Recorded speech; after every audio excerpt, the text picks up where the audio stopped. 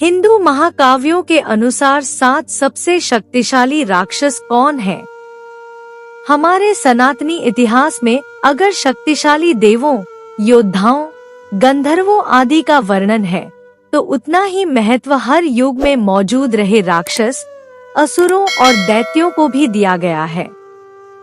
शायद अगर यह न होते तो इतिहास भी कुछ और होता। आइए आज ऐसे ही 7 राक्षसों के बारे में जानते हैं, जिनका बल और पराक्रम इतना था कि स्वयं त्रिदेवों को अवतार लेना पड़ा। कहानी में आगे बढ़ने से पहले चैनल पर नए हो तो चैनल को सब्सक्राइब करें और कहानी अच्छी लगे तो एक लाइक अवश्य करें। आपका एक लाइक से हमें बहुत हौसला मिलता है। तो चले कहानी में आगे बढ़ते हैं। एक जलंधर का जन्म तब हुआ था जब भगवान शिव की तीसरी आंख से उत्पन्न हुई तीव्र अग्नि ब्रह्मांडीय महासागर से टकराई थी। वह एक अजय असुर था, जिसका कौशल त्रिदेवों के तुल्य माना जाता था। वह इतना शक्तिशाली था कि भगवान विष्णु द्वारा चलाई गई कौमुद की गदा के प्रहार को भी सहन कर गया था। उसने सभी देवों को परास्त कर समस्त लौकिक दुनिया पर कब्जा कर लिया था।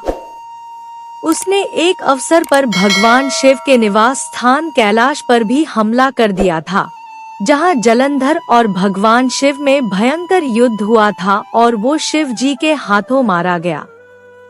2 दुर्गमासुर वह रूरू नाम के राक्षस का पुत्र था, जिसे देवी पार्वती ने मार डाला था। अपने पितर की मृत्यु का प्रतिशोध लेने के लिए उसने दिव्य ऋषियों से 4 वेद चुरा लिए, क्योंकि वह समझता था कि उसके पिता की मृत्यु दैवीय हस्तक्षेप से ही हुई थी। समस्त देव, जिनका नेतृत्व इंद्र कर रहे थे, वहां उन वेदों को वापस लेने के उद्देश्य से आए और वहां भीषण युद्ध छिड़ गया। पर दुर्गमासुर ने उन सबको पराजित कर दिया। उन वेदों के उस दुष्ट राक्षस द्वारा चुराए जाने पर अधर्म अपने चरम पर था और संपूर्ण ब्रह्मांड विनाश की कगार पर था। तब देवी पार्वती ने 1000 भुजाओं वाली भयंकर योद्धा का रूप धारण कर लिया। उन्होंने 10 दिनों में ही उस राक्षस की समस्त सेना का संहार कर दिया और 11वें दिन दुर्गमासुर का भी वध कर दिया और उन 4 वेदों को देवै ऋषियों को पुनः सौंप दिया। दुर्गमासुर का वध करने के उपरांत ही वह मां दुर्गा के नाम से भी जानी जाने लगी।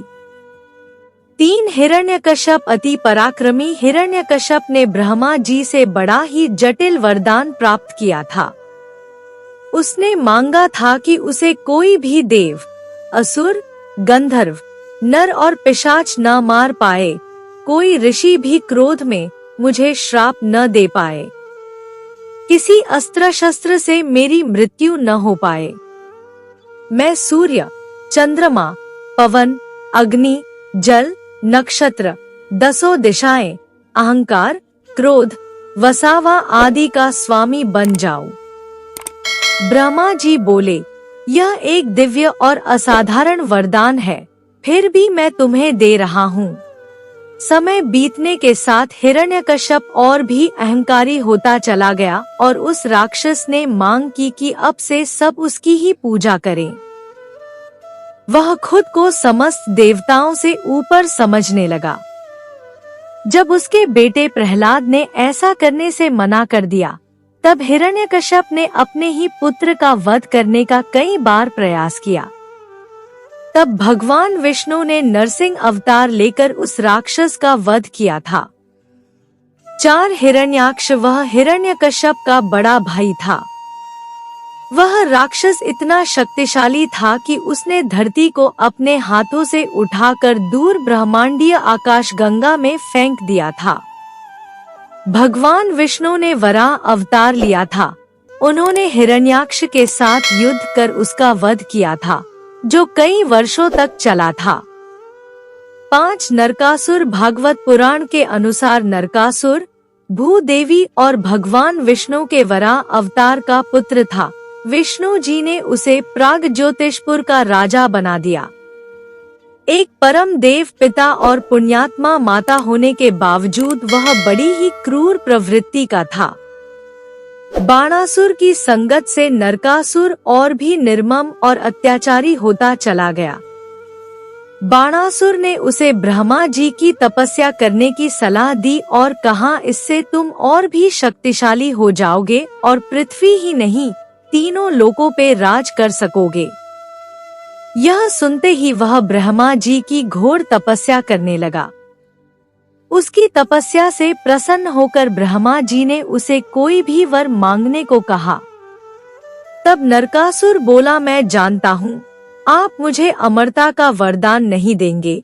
तो उसने ब्रह्मा जी से कहा, मेरी मृत्यु केवल मेरी माँ के हाथों ही हो और कोई भी मुझे मार न सके।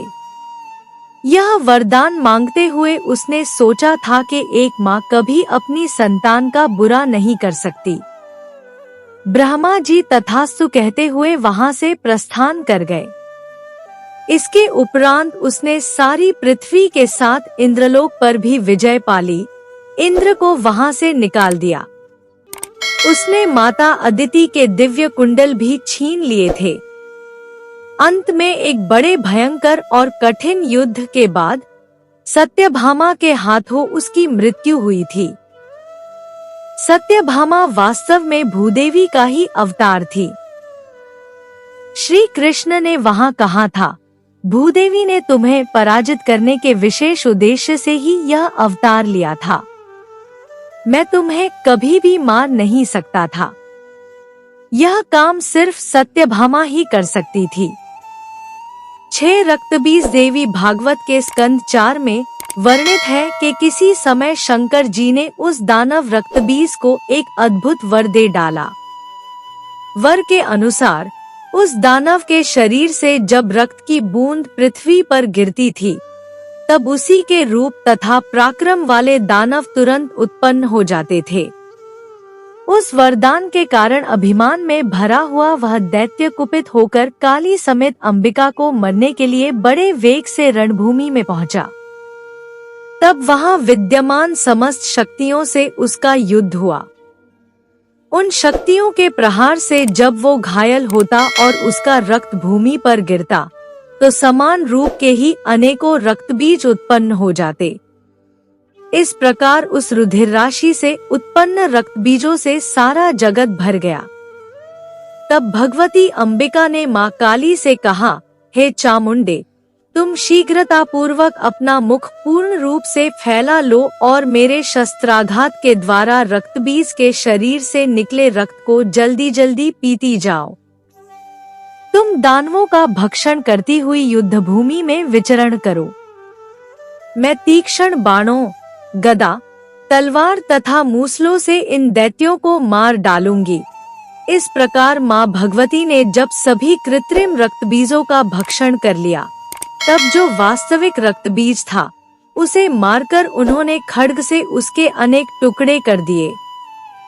7 मधु कैटभ भगवान विष्णु जब योग निद्रा में थे, तब यह दोनों दैत्य उनके कानों से उत्पन्न हुए थे। यह दोनों ब्रह्मलोक पहुंच गए और वहां ब्रह्मा जी पर आघात कर उन्हें मारने का प्रयास किया। इससे भयभीत होकर ब्रह्मा जी क्षीर सागर में विष्णु जी की शरण में पहुँचे। भगवान विष्णु ने इन राक्षसों से 5000 वर्षों से अधिक समय तक युद्ध किया। मधु और कैटभ बारी बारी से युद्ध लड़ते थे। एक थक जाता था तो वह विश्राम करता था और दूसरा युद्ध करता था, पर भगवान विष्णु निरंतर 5000 साल तक इनसे लड़ते रहे। उन दोनों दैत्यों की वीरता से प्रसन्न होकर विष्णु जी ने उनसे वरदान मांगने को कहा, पर अहंकार से भरे हुए मधु कैटभ ने वर मांगने से मना कर दिया और उल्टा विष्णु जी को ही वर मांगने को कह दिया। इस पर विष्णु जी बोले, चलो मुझे यह वरदान दो कि तुम दोनों की मृत्यु मेरे ही हाथों से हो। उन दोनों ने विष्णु जी को मारने की कोशिश की, पर अंत में विष्णु जी ने अपनी सुदर्शन चक्र का प्रयोग करके दोनों का वध किया। उम्मीद करती हूँ यह कहानी आप लोगों को अच्छी लगी होगी। अच्छी लगे तो लाइक करें। अपने दोस्तों के साथ शेयर करें, मेरे चैनल को सब्सक्राइब करें और कमेंट में ओम नमः शिवाय अवश्य लिखें। कहानी सुनने के लिए बहुत बहुत धन्यवाद। मिलती हूँ एक और अच्छी कहानी के साथ।